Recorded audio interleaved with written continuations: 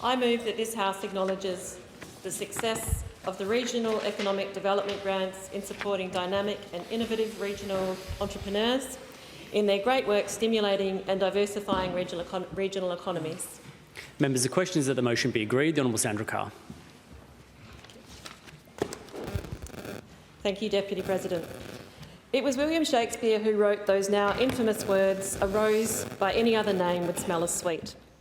It has become one of the many great truisms to emerge from the writings of the old bard, as indeed, no matter the name by which we call a thing, a program, an initiative, the sweetness of their results remain the same. Which brings me to royalties for regions.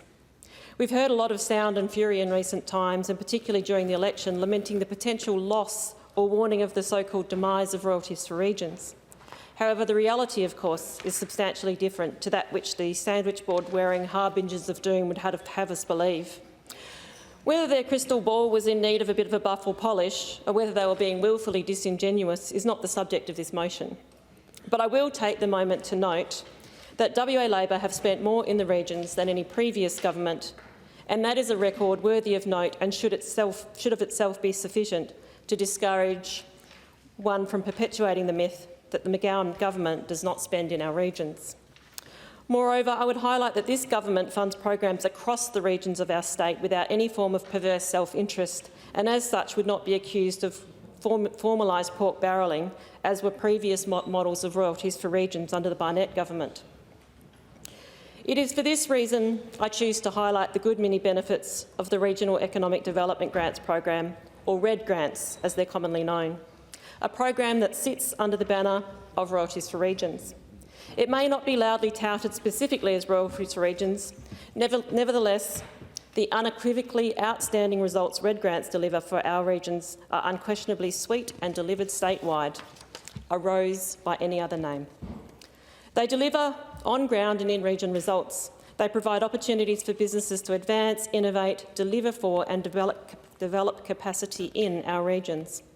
RED grants invest in locally driven projects that contribute to economic growth and development in Western Australia, allowing businesses to access funding that they might otherwise find difficult to secure. Since 2018, RED grants have funded 222 projects, 20 million, or almost 21 million, has been awarded to regional businesses, with a ratio of 1:4 government funding to cash contributions to projects. A total of $83.5 million cash co-contribution is expected, and 2,657 jobs have been generated through RED grants in regions across our state. In my region alone, the Midwest, 20 projects have been funded, just under 100 jobs have been created, and over $2 million in grants have been provided. But numbers themselves only reveal part of the story. There are a wide and diverse range of regional businesses throughout Western Australia who have been the recipients of RED grants to date, who have incredible stories of success to share. 3 such businesses are Illegal Tender Rumco, Donga Marine and JMH Group. Illegal Tender Rumco is an internationally recognised award-winning Australian rum distillery based in Donga, owned and operated by Cody and Hayley Palmer. They received a $130,000 RED grant to increase Illegal Tender's production capacity by 300%, with the purchase of additional distillery equipment and to expand tourism facilities. This has allowed them to increase production from 3,000 bottles per month to 9,000 per month. With production shored up, the company has been able to focus on international trade relationships, identifying new export markets such as Canada. The tourism facility expansion provided local employment during the construction phase and now features an outdoor dining area that can accommodate over 50 people with ablution facilities and a commercial kitchen. Illegal Tender has now created partnerships with local food products as part of their tourism offerings.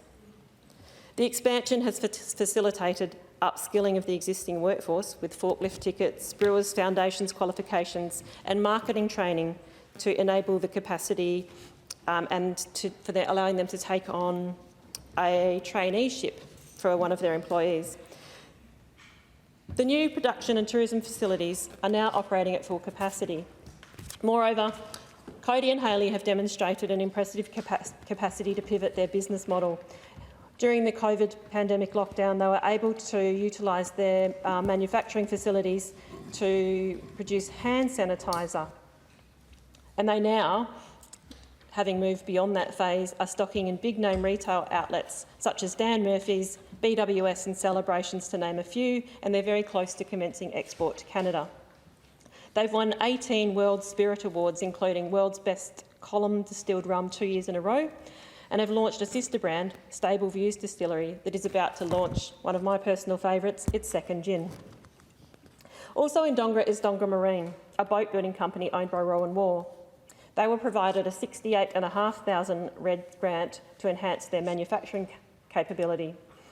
They purchased the region's first independently available computer numerical control machine, and this has enabled them to apply it in multiple uses in the area of ship and marine building.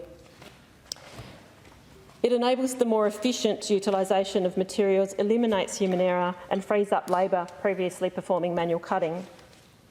It has enabled them to expand into standard design and commercial and recreation vehicles in a cost-effective way and produce consistent fleet vessels.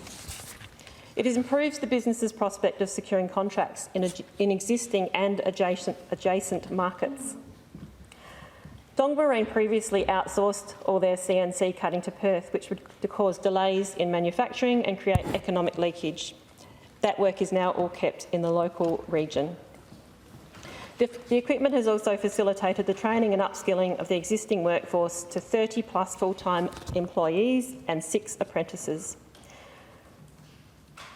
Dongara Marine has now developed to the point that they're developing a purpose-built facility in Geraldton, meaning they'll have access to the heavy boat lifter, enabling them to increase the size of the boats they're building to 35 metres. Their business continues to grow. Lastly, I'd like to share the story of JMH Group, owned and operated by young Geraldton couple Jayden and Leah Hurst.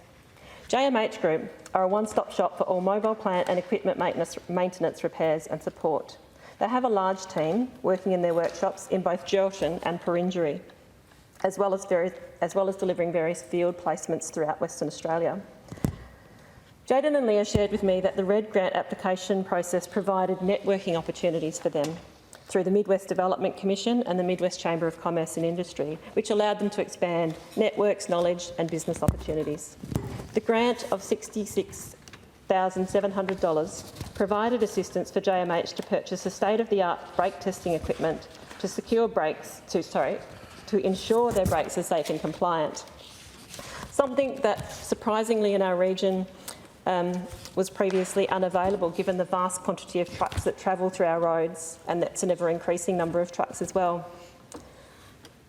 Their application for that grant was driven by a concern for the community and road safety in the area. Interestingly, there's no regulatory requirement for annual brake testing, but they were finding that truck owners wanted to volunteer for that process. And since they've had the brake testing equipment, they've had companies such as Cat West volunteer their entire fleet of vehicles to be brake tested, just to provide for the safety on their roads. This is all work that previously had to be carried out in the city and causing economic leakage, and that's a leakage that has now been plugged by JMH. Interestingly, again, based on the use of this testing equipment alone, it doesn't really generate revenue for JMH. But as owner Jayden Hurst mentioned, it's not about money, it's about safety for our community.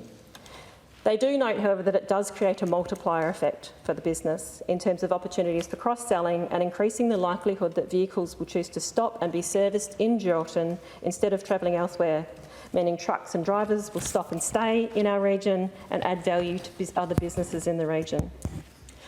But they also note other benefits too. The new equipment enabled JMH to offer entry-level career opportunities that they were previously unable to offer due to the specialised nature of their business. They are now able to employ a trades assistant, and at the moment they employ a young Aboriginal man, and they train him on the job and allow him to gain insight into the various trades they offer to help him decide which one to pursue. The other flow-on of effect of that being is that he then adopts a leadership role in terms of he will then be training and delivering that knowledge to the next person to come into that ground level entry role, and the flow-on effect and the cycle of leadership, training and development in the community continues. Jayden and Leah also told me of the optimism the RED grant provided for them during a particularly challenging time in their business. At the time they were developing their submission for the grant, the region had just gone into lockdown due to COVID. Jayden and Leah had just used their superannuation to build their new purpose-built premises. They'd committed to 2 really large jobs which they'd brought in 2 D11 dozers, and some of their clients, due to COVID and the lockdown, had just gone into 40% production.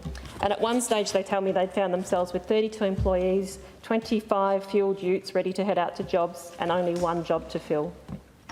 They told me of long nights crunching numbers and having made a commitment to utilise their personal savings to make sure that they did not lose a single member of their staff.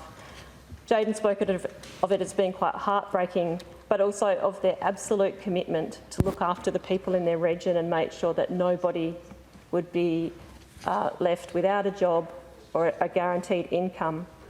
They see their role as one of contribution to the community, and you can see that in the commitment and the satisfaction that their employees get working for that particular business. It's bringing us now to the current time. Pre-COVID, JMH had 50 employees. Today, following the growth and development of their business, they now have 80. And about 2 weeks ago, JMH won Business of the Year at the Midwest Chamber of Commerce and Industry, Midwest Business Excellence Awards. The RED Grants program, our Red Rose, inarguably delivers the sweetest of direct and tangible results for our regions, with ever-growing evidence of their multiplier effect, stimulating and diversifying regional economies and our confidence. It is a rose under the Royalties for Regions umbrella, bearing another name and delivering the sweetest of results to our regions. Deputy President.